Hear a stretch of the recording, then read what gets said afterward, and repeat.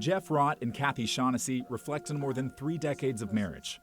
Together they raised a son, now 29 years old. He is the kindest, sweetest person. They describe him as gentle. We can't squash bugs in the house. We have to take him outside. Which made his development of mental illness even more startling. For us, it was just like, what do we do?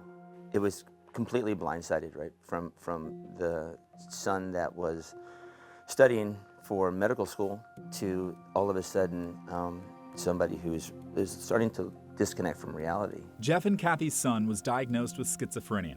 They asked not to name him as he's getting better with care.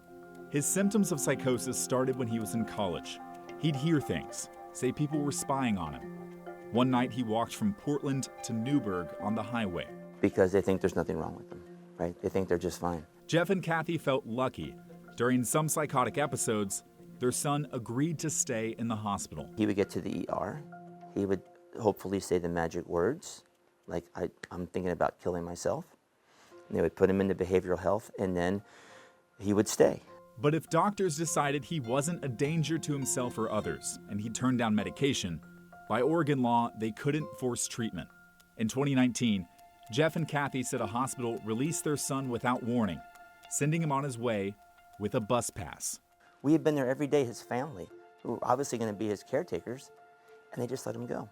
What happened next, they never expected. We would track his phone. I woke up in the morning, looked at the map, and it was usually over here in Portland, and the map just slid over, and I was like, oh no, he was in New York. So you think about, was he dangerous to other people?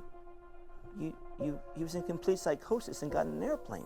What do? He's in the city of millions and millions of people in psychosis, and he's in New York City knowing no one, with hallucinations that he's at Juilliard Dance School, that he's a writer for Saturday Night Live, he's dating a supermodel who lives there. Luckily, they found him in New York. Jeff and Kathy had called New York police. Officers found their son and took him to another hospital. He denied medication and treatment, but the New York facility held him anyway. When you saw how this process worked in New York compared to Oregon, what do you take away from that? New York really cared about him. I mean, that's the simplest way to put it. Jeff remembers a nurse. And she just kept telling me, don't worry, we'll get him back. And, whew.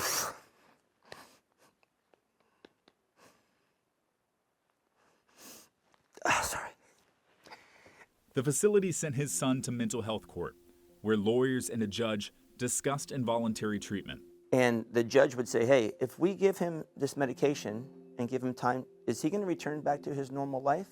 And everybody said yes. And so the judge just said, he needs to take this medicine. 2 months after his son was admitted, Jeff Rott walked in on one of his daily visits, expecting the usual. He wouldn't recognize me as who I was, and I walked in, and he said, hey, Dad.